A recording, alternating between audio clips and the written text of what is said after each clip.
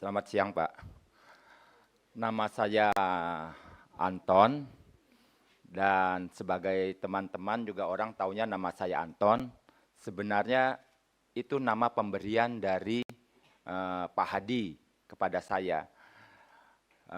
Sehingga cerita awalnya adalah saya diambil oleh istrinya Pak Jansen.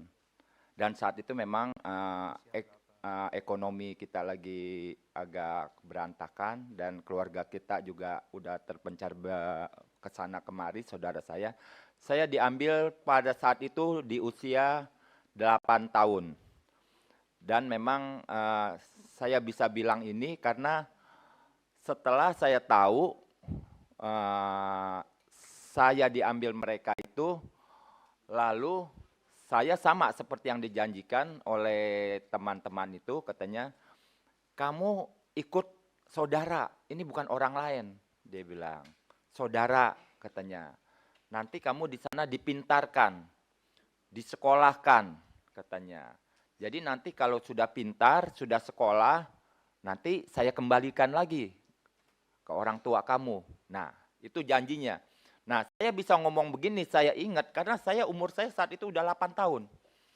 Nah, terus, lalu, oke lah, saya pikir, karena memang saya lihat orang tua saya hidupnya susah, ya ini kan demi kebaikan lah istilahnya ya.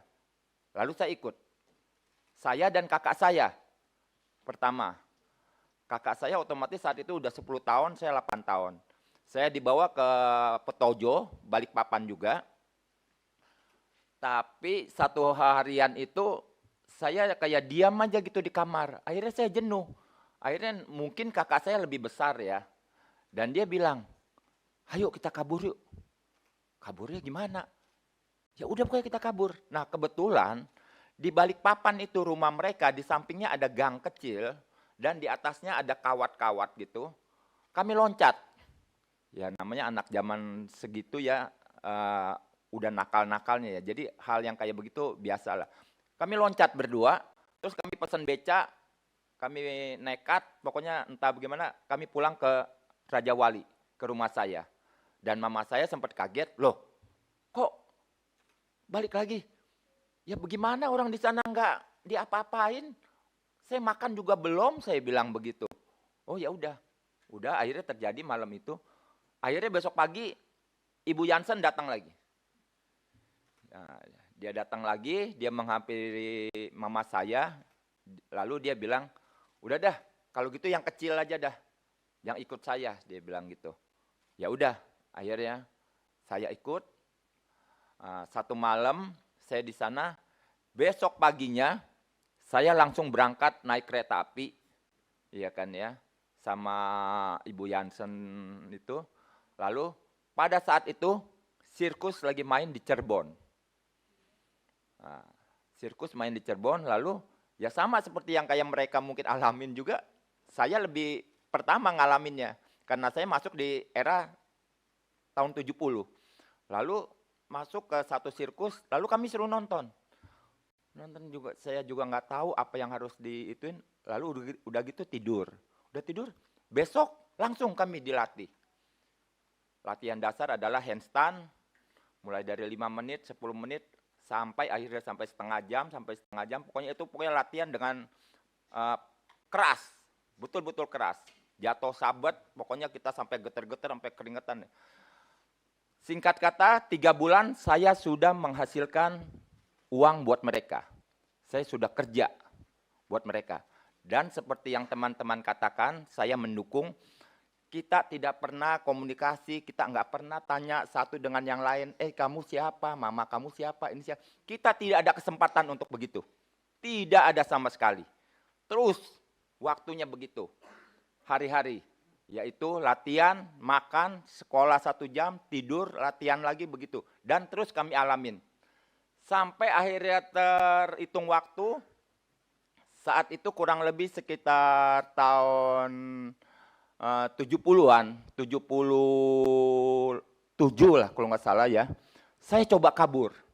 Saya pikir wah ini udah nggak ada masa depan. Saya coba bawa rangsel, diem-diem, saya umpetin di balik keranjang saya, tiba-tiba ketahuan. Nah, begitu ketahuan, saya ditegur, memang nggak dipukul ya. Ditegur, lalu diomelin, lalu saya disuruh ngipasin Pak Tony yang lagi tidur. Saya ingat itu. Dan saat saya menjalanin itu, Ibu Jansen bilang sama saya, lu mau ngapain kabur? Mama lu udah mati tau nggak? Waduh, saya sampai kaget saat itu. Nah, jadi Anda bisa, Bapak-bapak bisa bayangkan di saat umur saya sudah mulai agak dewasa sedikit, saya mendengar itu kaget. Mama saya udah mati katanya. Tidak ada yang mengurusi mama kamu. Yang ngurusin adalah saya, dia bilang gitu. Waduh, saya bilang gitu.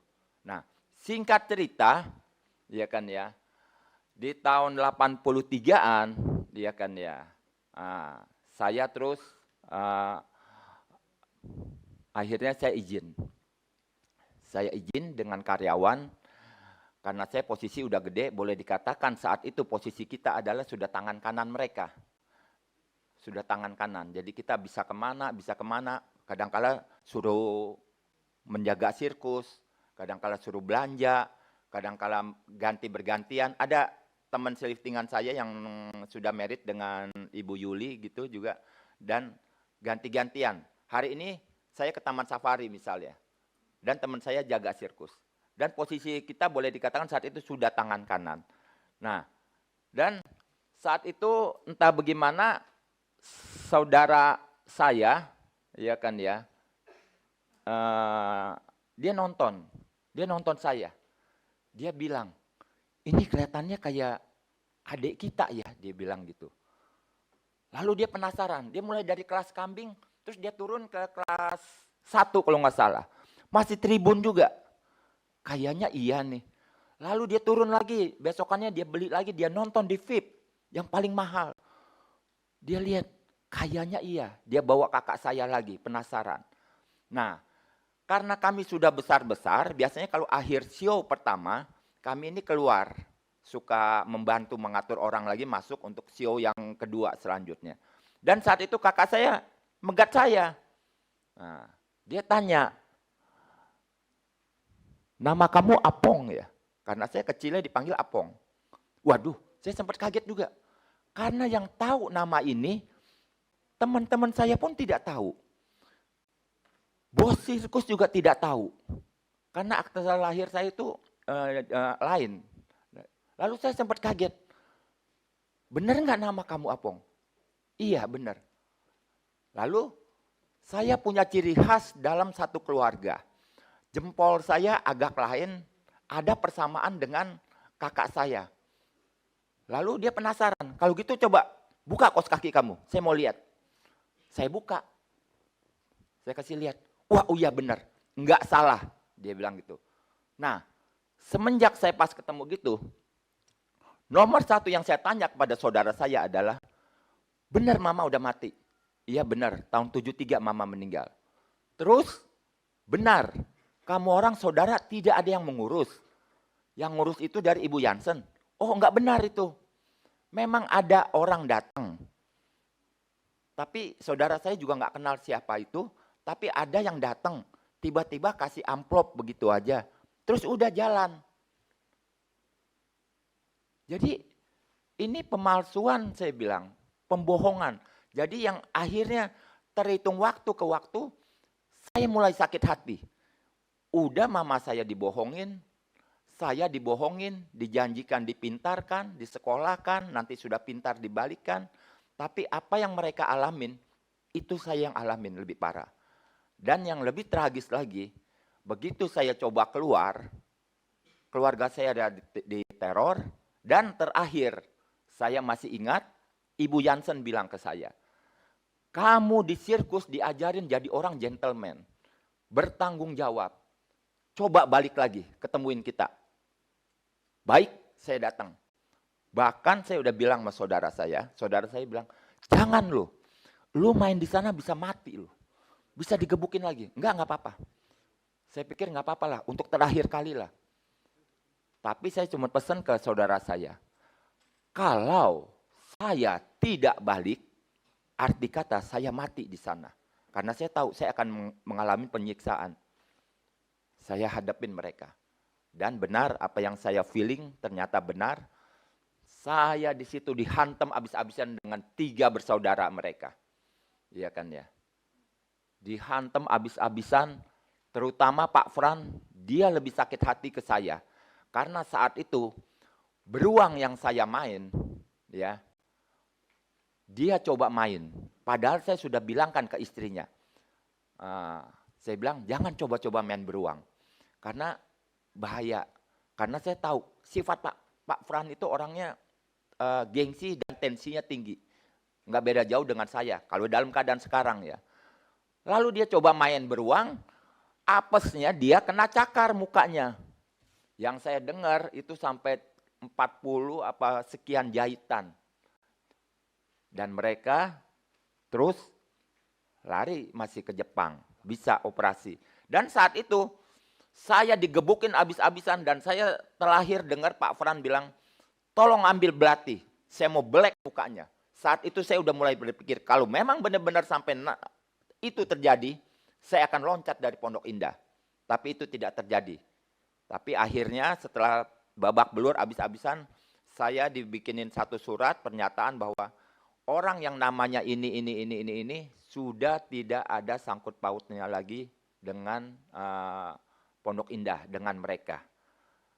Dan saya setelah saya keluar, saya baru tahu bahwa saya punya akte lahir, nama saya ini, dan mereka memalsukan bahwa saya lahir tahun 24 bulan 5, 64. Tapi saya lahir ternyata enggak begitu. Dan nama saya itu diberi mereka adalah Anton M. Karena saat itu kita sudah bisa mengemudi, akhirnya kami dikasih KTP. Dan terakhir adalah sekarang identitas saya sudah tahu bahwa saya dimudahkan 2 tahun pada saat itu. Sekian dulu, terima kasih Pak. Cukup pimpinan.